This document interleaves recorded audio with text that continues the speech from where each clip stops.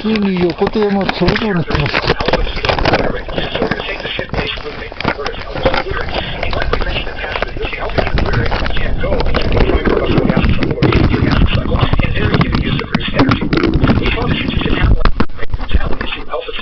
which can then go and enter the TCA cycle. And like I mentioned, this particular reaction is known as oxidative deamination. The reason is because you're oxidizing glutamate first into a shift-based form, and then you're going to do the deamination. So in the final step, once you do the shift-based hydrolysis, around here, this is where you see the production of ammonia, or as we know, physiological pH, ammonia. And the ammonia will be activated by carbonyl phosphate synthetase 1, and that prepares it for entry into the urea cycle, with which it can be excreted as urea. And of course, alpha ketoglutarate goes into the TCA cycle. So why would you do this process? Well, this is the catabolic pathway for glutamate. So the main thing to understand here is that glutamate dehydrogenase, which is this enzyme, is going to catabolize glutamate into alpha ketoglutarate, and so therefore it degrades it into something that can enter the TCA cycle, and that will be degraded by alpha ketoglutarate dehydrogenase complex. See you in the next video.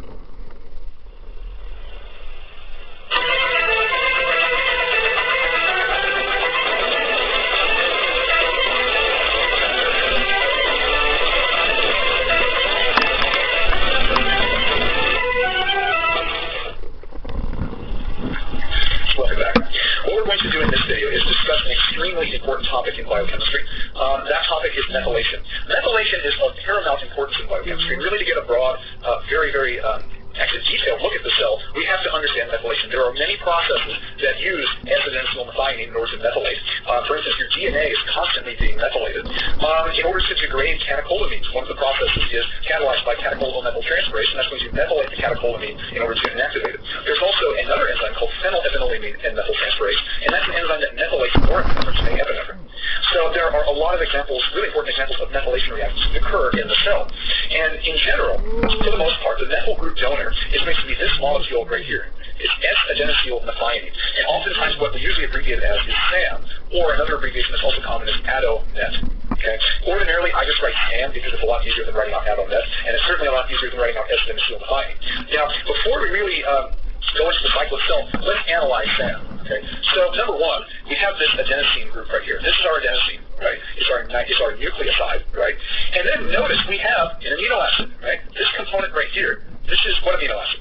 Well, it's methionine, right? You have your two methylene groups and then a methylthiol, right? So this is methionine essentially in a covalent bond with adenosine through the 5' part of adenosine and through the S or the sulfur of methionine. Now notice what happens, and you might not be able to see it too well, but I'm going to go ahead and highlight this. This sulfur, notice, has a positive charge on it. Okay. Sulfur, even though it can handle a positive charge better than oxygen, it still doesn't really like to have a positive charge. So the methyl group that's situated below the sulfur in this picture becomes a really hot electrophile. And so nucleophiles like to attack it. And so we'll look at the mechanism of methyltransferase in a little bit. But suffice it to say that when a nucleophile attacks that methyl group, it forces the rest of that molecule to be a good leaving group. And it is a good leaving group. So at this point, let's start with S-adenosine methionine. Even though the next step is technically step 2, we're going to start with that step. Let's start with S-adenosine methionine and kind of see how it works. Okay, so what I have down here is a reaction that you would normally see in biochemistry too. This is going to be the reaction of guanidino acetate and methyltransferase. The molecule on the left is the precursor to creatine. In fact, the molecule on the right is creatine. So the molecule on the left is guanidino acetate. And this is going to be the reaction of guanidino acetate and methyltransferase. Methyltransferases are often pretty easy to identify because they'll often either be labeled as N-methyltransferase, which means that the methyl group will be transferred to a nitrogen, or O-methyltransferase, in which it's transferred to an oxygen. There are a few reactions here and there where there's C-methyltransferases, but the overwhelming majority are going to be N and O-methyltransferases. So for instance, you would know that we're going to transfer a methyl group to the nitrogen because this is guanidino acetate N-methyltransferase. Okay, so the very first step of a mechanism like this is ordinarily deprotonation. So there's going to be a base in the active site that's going to deprotonate, in this case, the nitrogen because it's an N-methyltransferase. Now, in this particular reaction, I'm showing you the concerted process just so you can get an overall view of the reaction. There's actually 2 proposed mechanisms for guanidino acetate and methyltransferase. Those are the concerted processes and the stepwise. I'm showing you the concerted process because it's a little bit easier conceptually. Okay, so the base is going to deprotonate the proton from the nitrogen, and that's going to force these electrons to come out and attack this methyl group. Okay, so they attack this methyl group. And remember that methyl group is a really hot electrophile. Why is it a hot electrophile? Because the sulfur atom it's attached to has a positive charge. It doesn't particularly like to be like that. Now, if you attack that methyl group, you have to have a leaving group, right? This is just a simple bimolecular substitution reaction. That's also something that's important. This is an SN2, one of the few SN2s we'll actually see in biochemistry. So when those electrons attack that methyl group, there has to be a leaving group. And the leaving group, I'll do this electrons in light blue, the leaving group is essentially the whole rest of this molecule. And that's actually, one thing I should go ahead and do, I didn't even notice this. Let me go ahead and erase this. Let me go ahead and erase that. This molecule that's right here, this one is often abbreviated is often abbreviated SAH, and because this molecule is S-adenosine homocysteine. Okay? So whenever S-adenosine methionine, or SAM, whenever SAM transfers a methyl group, the leaving group, or the product, is always S-adenosine homocysteine. And so in this particular reaction, we took 1-phenyl acetate, transferred a methyl group to the nitrogen, and generated creatine.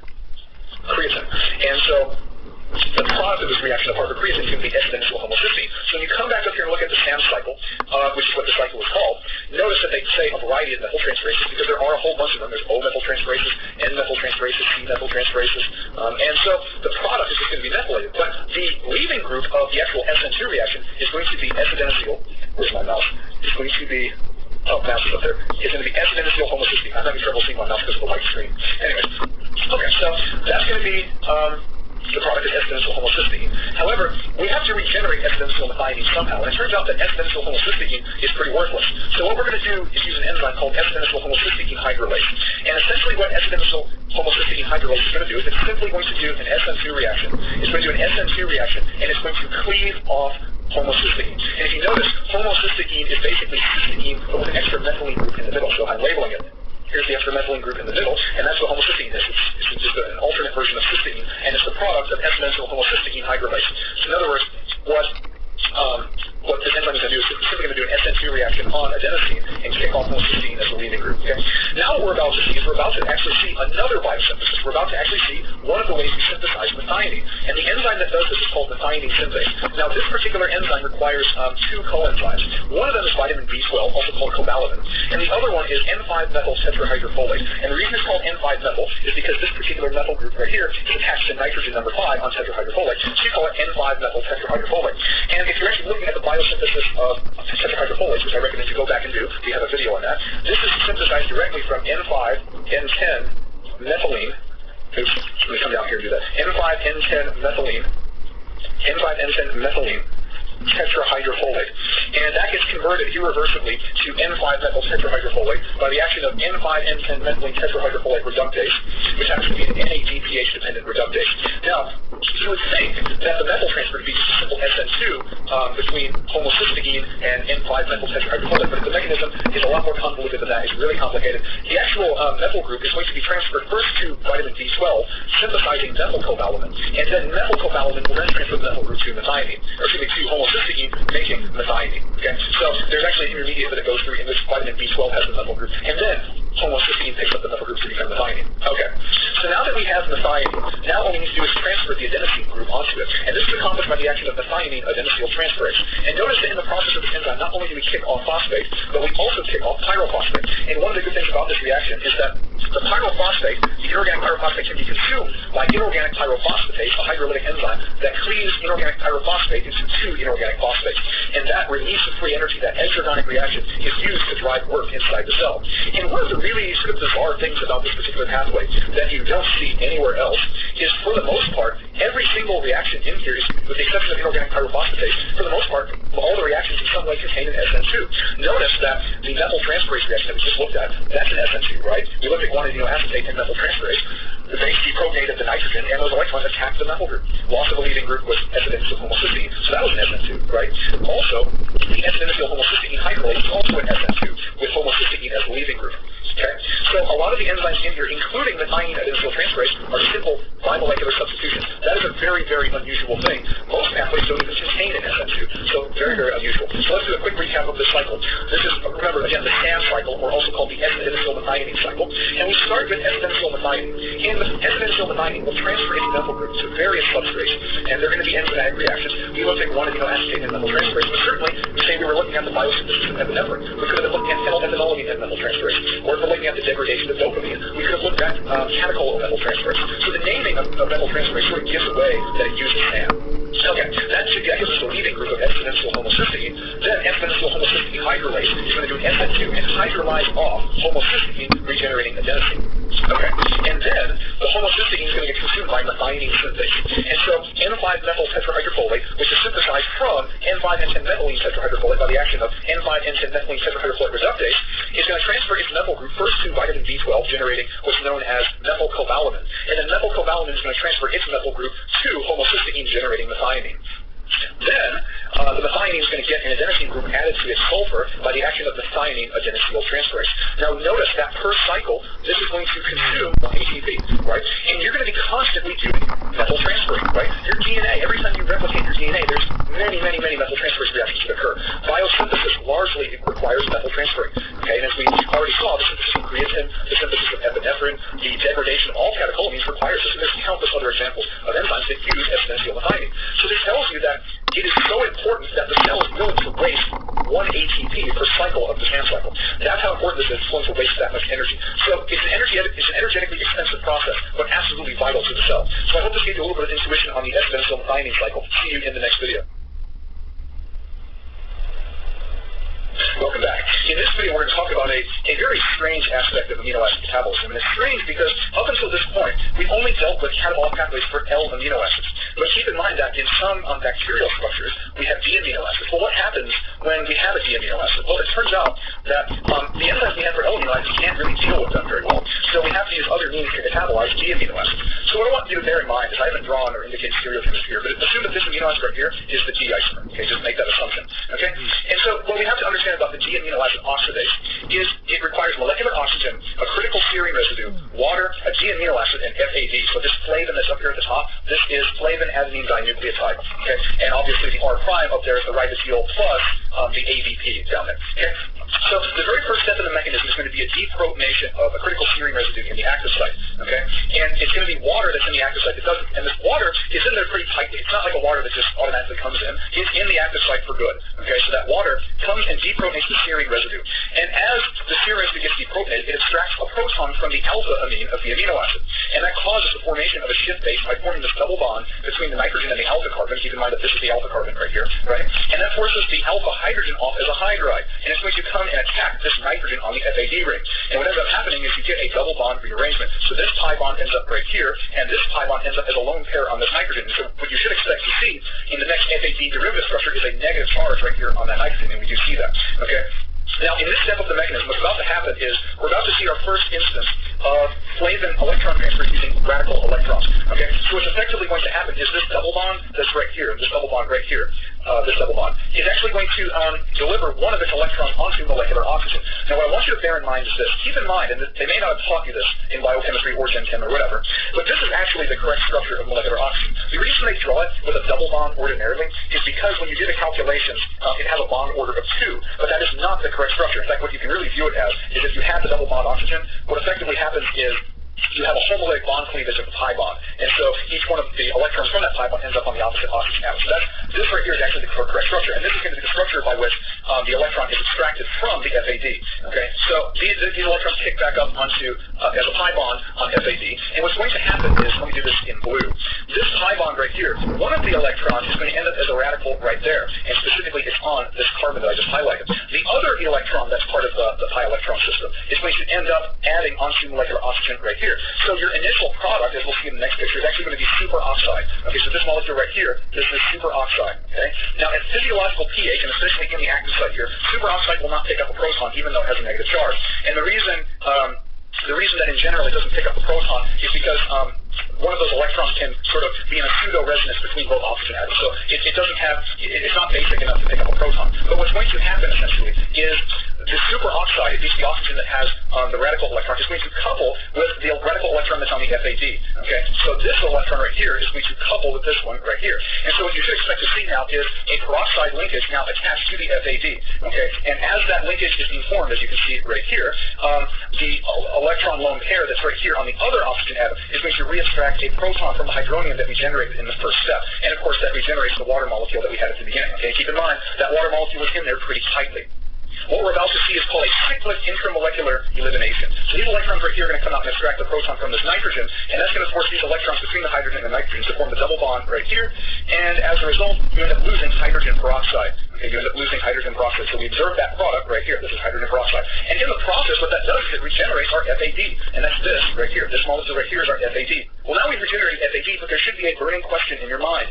And the question is, what happens to the original D amino acid? Remember that we formed the shift base in the first step of the mechanism. Well, we still have that shift base, and it exits the active site. Now, what I want to be perfectly clear about is the step that we're about to see is going to be a shift base hydrolysis, as you might expect, but this is not catalyzed by the enzyme. This actually is proven to occur once this molecule, this protonated shift base, once it leaves the active site. So once it leaves the active site, it's going to undergo spontaneous shift base hydrolysis. Okay, let's look at that now. Okay, now, if you need help on predicting products of shift base hydrolysis, I highly recommend that you do that. At this point, I think it's something you should be able to do off the top of your head. So effectively what's going to happen is the water is specifically going to attack this carbon right here. It's going to attack this carbon, and when you do the complete shift-base hydrolysis, you should get an alpha keto acid. So this molecule right here, this is an alpha keto acid, and you should get ammonia. So these are your two products of the shift-base hydrolysis after the D-amino acid oxidation mechanism. Okay? In a separate video, we'll actually look at the catabolism of those alpha keto acids, and to some extent, you already know them. Well, now we've seen the mechanism of D-amino acid oxidation. The question is, why would you ever want to learn about this? Well, let's think about something. Let's say I want to go eat an apple. And actually, it really doesn't matter if you cook the food or you eat it cold or whatever. It really doesn't matter. On some level, always, you're going to be ingesting bacteria. Okay, you can't avoid it. Even if you cook something, there's an astronomically slim chance that you're not getting bacteria. Okay, you're constantly going to be ingesting bacteria. In fact, you might be breathing in bacteria as we speak, as terrifying as that sounds. Okay, and whenever you get the bacterial cells in your stomach, obviously the pepsin and the hydrochloric acid denature and degrade the proteins, and eventually you're going to get them down to amino acids. Well, it turns out that bacteria are able to actually convert some of their L amino acids into G amino acids, and they can actually incorporate those G amino acids into proteins. Okay, a classic example of an area where you would find these is the cell wall, specifically peptidoglycan. Peptidoglycan is known for having G amino acids in it, and obviously you only find peptidoglycan in bacteria for the most part. Okay, that's what we're concerning ourselves with. Okay, so the bacteria that you ingest have G amino acids, and two very common G amino acids are going to be G-alanine and G-glutamate. Okay, and what we're going to do is we're going to look at a hypothetical here. What would happen? What would be the potential products of G-amino acid oxidase reacted with these amino acids? Okay, and just bear in mind, you can't possibly avoid getting bacteria. It's impossible. It doesn't matter what you eat, what precautions you take, you're going to get bacteria. Okay, it's not like they're going to be super harmful, but you are going to degrade them down to G-amino acids. Okay, so let's deal with that now. Okay, so we have G-alanine here as the first example, and what I've done is I've essentially drawn you the initial product, and that's of course the shift base that G-amino acid oxidase generates. But keep in mind from the mechanism, that shift base, or we could say that protonated shift base, is going to leave the active site, and it's going to undergo spontaneous hydrolysis. And keep in mind the water in this case is going to attack this carbon. And my question to you is, what are the products? Well, if you're degrading G-alanine, well, you're going to get this product, right? If you have complete shift-base hydrolysis, you're going to get this and ammonia. And my question to you is, what is the first molecule that I grew?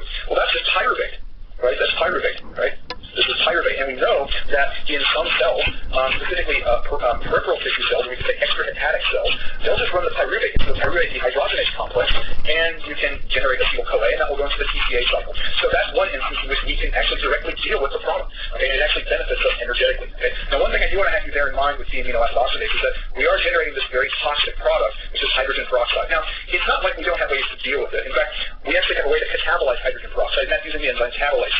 Catalase effectively removes hydrogen peroxide. It's expressed at very high amounts in the peroxisome, and that's pretty handy because a place where G-amino acids tend to react with this enzyme is in the peroxisome. So nature has already given us a way to deal with that. Okay. Now, what I want you to bear in mind is that if you were to have this hydrogen peroxide going willy-nilly throughout the cell, keep in mind what would happen. Okay. Assuming you're in the absence of iron, in which case you have a Fenton reaction, hydrogen peroxide can just spontaneously do a homolytic bond cleavage, and what you would have after this reaction would be two hydroxyl radicals. And keep in mind that that hydroxyl radical on the oxygen, it's not tied up in any kind of resonance. There's nothing to shield it. It's very high energy, very reactive. And so if you just had hydrogen peroxide floating willy-nilly, you'd have spontaneous homolytic bond cleavages, and those hydroxyl radicals could oxidize proteins, nucleic acids, all sorts of lipids, things like that, things that are not good from the cell's perspective. So it's a good thing that we have catalase that can deal with hydrogen peroxide. Okay, but anyways, yeah, so if we were to completely oxidize D-alanine, we're going to get pyruvate. And I don't think that's a big insight on the world. I think that you almost could have guessed that, right? We already saw what happens to L-alanine. That just reacted with L-alanine transaminase, right? And we got pyruvate.